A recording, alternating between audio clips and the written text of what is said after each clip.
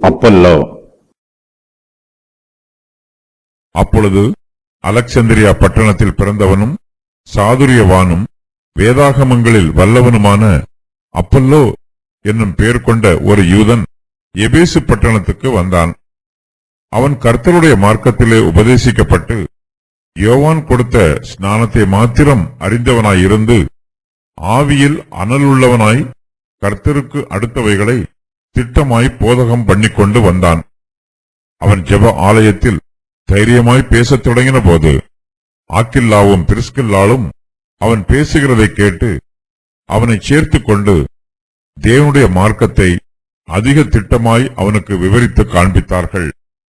பின்பு அவன் அகாயா நாட்டிற்கு போக வேண்டும் என்று இருக்கையில் சீஷர்கள் அவனை ஏற்றுக்கொள்ளும்படி சகோதரர் அவர்களுக்கு எழுதினார்கள். அவன் அங்கே வந்த பின்பு வெளியரங்கமாக யூதர்களுடனே பலமாய் தர்க்கம் பண்ணி இயேசுவே கிறிஸ்து என்று வேத வாக்கியங்களைக் கொண்டு திருஷ்டாந்தப்படுத்தினபடியால் கிருபையினாலே விசுவாசிகளானவர்களுக்கு மிகவும் உதவியாயிருந்தான். வேதாகமங்களில் வல்லவன். பவுல் கலாத்தியா நாட்டிலேயும் பிரிகியா நாட்டிலேயும் சுற்றித் திரிந்து சீஷர் எல்லோரையும் திடப்படுத்துகிறார். பவுலின் சுவிசேஷ பிரயாண அனுபவத்தை தொடர்ந்து அப்பல்லோ என்பவனுடைய ஊழிய அனுபவம் இங்கு விவரிக்கப்படுகிறது. அப்பல்லோ எகிப்து தேசத்தில் உள்ள அலெக்சந்திரியா பட்டணத்தில் பிறந்தவன். இவனுடைய பெற்றோர் யூதர்கள். இவன் சாதுரியவான், வேதாகமங்களில் வல்லவன், ஊழியத்திற்கு பயிற்சி பெற்றவன். பிரசங்கம் பண்ணும்போது சாதுரிய வார்த்தைகளை பயன்படுத்தி ஞானமாய் பேசக்கூடியவன். அப்பல்லோ எபேசு பட்டணத்திற்கு வருகிறான்.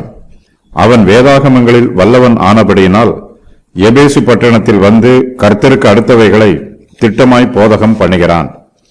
வேத வாக்கியங்களை தாராளமாக மேற்கோளாக சொல்லுகிறான். வேதாகமங்களில் வல்லவனாக இருக்கிறபடியினால் வசனங்கள் எந்த புஸ்தகத்தில் எந்த அதிகாரத்தில் இருக்கிறது என்பதை நினைவில் வைத்திருக்கிறான். ஒத்த வேத வாக்கியம் இவனுடைய இருதயத்தில் மனப்பாடமாக பதிந்திருக்கிறது. வேதத்தின் ரகசியங்களையும் அறிந்திருக்கிறான். அதன் அர்த்தத்தை புரிந்தவனாக கர்த்தருக்கு அடுத்தவைகளை திட்டமாய் போதகம் பண்ணிக்கொண்டு வருகிறான். ஜனங்களுக்கு சத்திய வசனங்களை உபதேசம் பண்ணி வேதத்தை ஆராய்ந்து பார்ப்பதற்கு அவர்களுக்கு பயிற்சி கொடுக்கிறான். அப்பல்லோ அலெக்சந்திரியா பட்டணத்தில் பிறந்தவன், சாதுரியவான், வேதாகமங்களில் வல்லவன். அப்பல்லோ ஒரு சாதுரியவான். இவன் பேச்சாற்றல் உள்ளவன். அலெக்சந்திரியாவின் கலாசாலையில் பயின்று மிகவும் வல்லமையோடு ஓமைகளையும் ஓமானங்களையும் பயன்படுத்தி பேசக்கூடிய திறமை பெற்றவன். அப்பல்லோ வேதாகமங்களில் வல்லவன். நியாயப்பிரமாண புஸ்தகங்களிலும் தீர்க்க தரிசன ஆகமங்களிலும் தேர்ச்சி பெற்றவன். யூதருடைய மார்க்க முறைமையின் பிரகாரம் வேதாகமங்களை வியாக்கியானம் பண்ணுவதில் வல்லவன். அலெக்சாந்திரியா பட்டணம் எகிப்தில் உள்ளது. மகா அலெக்சாண்டர் இந்த பட்டணத்தை கட்டினார். டைனோகிராடஸ் என்பவனுடைய மேற்பார்வையின் கீழ் இந்த பட்டணம் கட்டப்பட்டது. எபேசுவிலே தீனாளுக்கு ஒரு கோவில் கட்டப்பட்டு மிகப்பெரிய பண்டிகைகள் கொண்டாடப்பட்டன. தால்மி சோட்டோர் என்பவர் மிகப்பெரிய கலாசாலை ஒன்றை இந்த பட்டணத்தில் நிறுவினார். இந்த கலாசாலைக்கு மியூசியம் என்று பெயர். இதில் கல்வி பெற்ற அறிஞர்களும் தத்துவ ஞானிகளும் கூடி வந்து பல காரியங்களை குறித்து விவாதிப்பது வழக்கம். பரோசின் கோபுரம் அலெக்சாந்திரியா பட்டணத்தில் அமைந்திருந்தது. பழைய ஏற்பாட்டின் கிரேக்க மொழிபெயர்ப்பான செப்துவஜிந்த் புஸ்தகம் கிமு 285 வருஷத்தில் அலெக்சாந்திரியா பட்டணத்தில் மொழிபெயர்க்கப்பட்டது. ஆவியில் அனல் உள்ளவன். அப்பல்லோ கர்த்தருடைய மார்க்கத்தில் உபதேசப்பட்டிருக்கிறான்.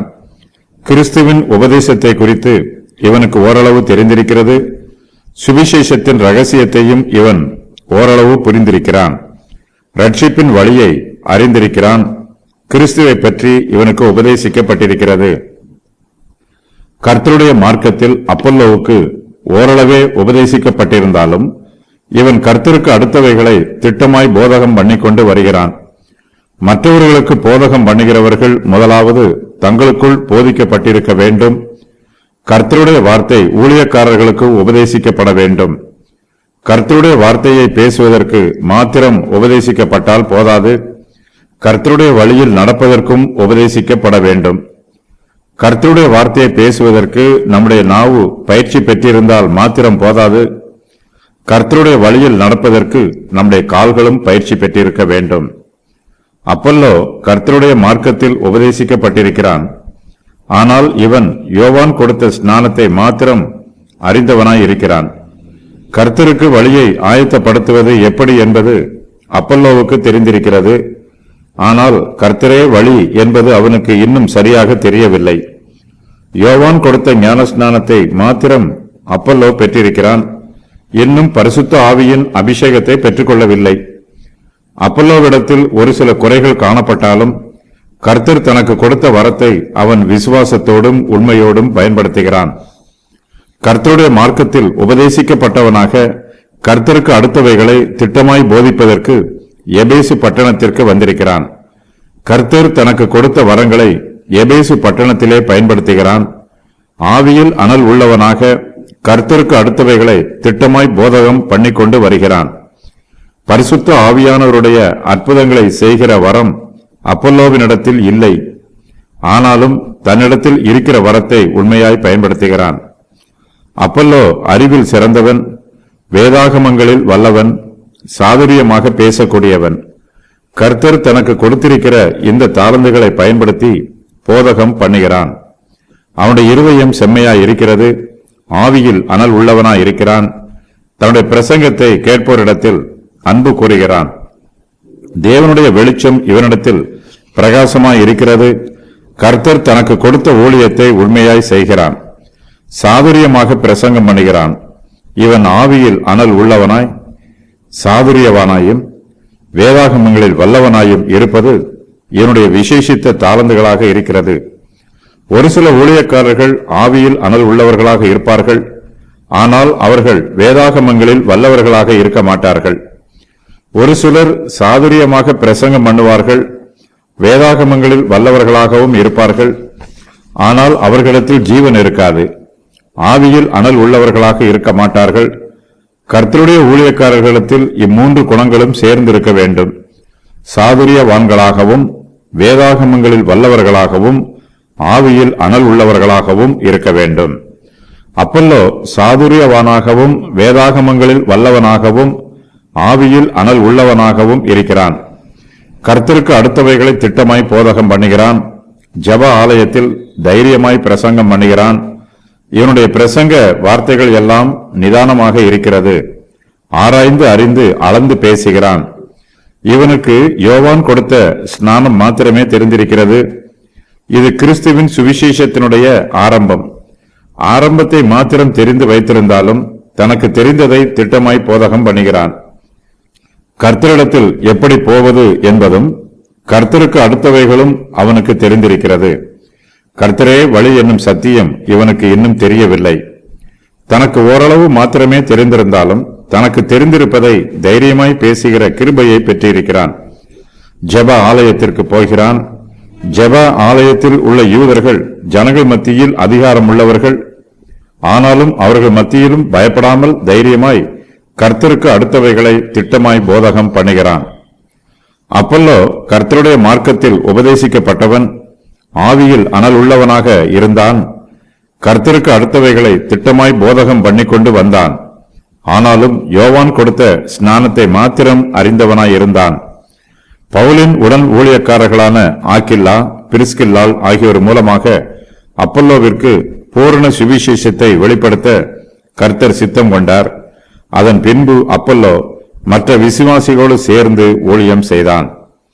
ஆக்கில்லாவும் பிரிஸ்கில்லாளும் அப்பல்லோ ஜெப ஆலயத்தில் தைரியமாய் பேசுகிறதை ஆக்கில்லாவும் பிரிஸ்கில்லாளும் கேட்கிறார்கள். இவர்கள் அவனுடைய ஊழியத்தை உற்சாகப்படுத்துகிறார்கள். அவன் பேசுவதை மிகவும் கவனமாக கேட்கிறார்கள். அவன் பேசுகிற போதெல்லாம் இவர்கள் இருவரும் அவனுடைய போதகத்தை கவனித்து கேட்டு அவனுடைய ஊழியத்தை உற்சாகப்படுத்துகிறார்கள். இளம் ஊழியர்களை முதிர்ந்த அனுபவமுள்ள விசுவாசிகள் உற்சாகப்படுத்த வேண்டும். அவர்களுடைய பிரசங்கத்தை கவனித்து கேட்க வேண்டும். அப்பல்லோவின் ஊழியத்தில் ஆக்கில்லாவும் பிரிஸ்கில்லாலும் ஒரு சிறிய குறையை காண்கிறார்கள். அவன் கர்த்தருடைய மார்க்கத்தில் உபதேசப்பட்டிருக்கிறான். ஆனால் யோவான் கொடுத்த ஸ்நானத்தை மாத்திரம் அறிந்திருக்கிறான். அவனுக்கு இயேசு கிறிஸ்துவை பற்றிய உபதேசம் அதிகமாய் தேவைப்படுகிறது. பரிசுத்த ஆவியானவரின் அபிஷேகத்தை அவன் அறியாதவனாய் இருக்கிறான். ஆக்கில்லாவும் பிரிஸ்கில்லாலும் அப்பல்லோவுக்கு ஆவிக்குரிய காரியங்களை விவரித்துச் சொல்லி அவனுக்கு உதவி செய்ய விரும்புகிறார்கள். இதற்காக அவர்கள் அவனை சேர்த்து கொண்டு தேவனுடைய மார்க்கத்தை அதிக திட்டமாய் அவனுக்கு விவரித்து காண்பிக்கிறார்கள். ஆக்கில்லாவும் பிரிஸ்கில்லாலும் அப்பல்லோவை கடிந்து சொல்லவில்லை. அவனுடைய குறையை மற்றவர்களிடத்தில் சொல்லி அவனை அவமானப்படுத்தவில்லை. ஊழியம் செய்வதற்கு அவன் தகுதியற்றவன் என்று பிறரிடத்தில் புரணி பேசவில்லை. அதற்கு பதிலாக அவனுக்கு தேவனுடைய மார்க்கத்தை அதிக திட்டமாய் விவரித்து காண்பிக்கிறார்கள். அவன் கர்த்தருடைய மார்க்கத்தில் உபதேசிக்கப்பட்டிருந்தாலும் ஒரு சில காரியங்களில் அவன் இன்னும் உபதேசிக்கப்படவில்லை. இயேசு கிறிஸ்துவை குறித்து அவனிடத்தில் தெளிவு இல்லை. ஆவிக்குரிய காரியங்கள் சிலவற்றில் அவன் தெளிவு இல்லாமல் குழப்பத்தோடு இருக்கிறான்.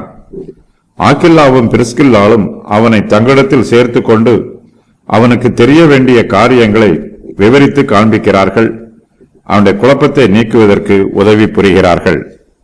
ஆக்கில்லா ஜெப ஆலயத்தில் அப்பல்லோவை போல தைரியமாய் பிரசங்கம் பண்ணவில்லை. பிரசங்கம் பண்ணுகிற தாளந்து ஆக்கில்லாவிடத்தில் இல்லை. இந்த தாளந்து அப்பல்லோவிடத்தில் இருக்கிறது. அப்பல்லோ வாக்கு வல்லவனும் சாதுரியவானுமாய் இருக்கிறான். ஆக்கில்லாவும் பிரிஸ்கில்லாலுமோ சாதுரியமாய் பிரசங்கம் பண்ணாவிட்டாலும் தேவனுடைய மார்க்கத்தை திட்டமாய் விவரித்துச் சொல்லக்கூடியவர்களாக இருக்கிறார்கள். அப்பல்லோவின் பிரசங்க செய்திக்கு ஆக்கில்லாவும் பிரிஸ்கில்லாலும் ஜீவனையும் தெளிவையும் கொடுக்கிறார்கள். இளம் ஊழியர்களை அனுபவமுள்ள விசுவாசிகள் தனியாக அழைத்து அவர்களுக்கு நல்ல ஆலோசனைகளை கொடுக்க வேண்டும். அவர்களுடைய ஊழியம் சிறப்பாக நடைபெறுவதற்கு நல்ல புத்திமதிகளை சொல்ல வேண்டும். இளம் ஊழியர்களும் தங்களுக்கு எல்லாம் தெரியும் என்று இருமாப்பாய் இருக்கக்கூடாது. கற்றுக்கொள்ளும் ஆவி ஊழியர்களிடத்தில் காணப்பட வேண்டும். அப்பல்லோ சாதுரியவானும் வேதாகமங்களில் வல்லவனுமாய் இருக்கிறான். ஆனாலும் மிகுந்த மனத்தாழ்மையோடு ஆக்கில்லாவும் பிரிஸ்கில்லாலும் தேவனுடைய மார்க்கத்தை அதிக திட்டமாய் தனக்கு விவரித்து காண்பிக்கும் போது அதை மிகுந்த கவனத்தோடு கருத்தாய் கவனித்து கேட்கிறான். அவர்கள் மூலமாய் சத்தியத்தை கற்றுக்கொள்ள ஆவலாய் இருக்கிறான். அப்பல்லோவின் சாதுரியமான பிரசங்கத்தை எல்லோரும் விரும்பி கேட்கிறார்கள். வருங்காலத்தில் இவன் மிகச்சிறந்த ஊழியக்காரனாக இருப்பான் என்று எல்லோரும் எதிர்பார்க்கிறார்கள். அவனுடைய பிரசங்கத்தை கேட்டு அநேகர் ஆர்ப்பரித்து அவனை பின்பற்றுகிறார்கள். ஆக்கில்லாவும் பிரிஸ்கில்லாலும் மற்றவர்களைப் போலவே அவன் பேசுகிறதை கேட்கிறார்கள்.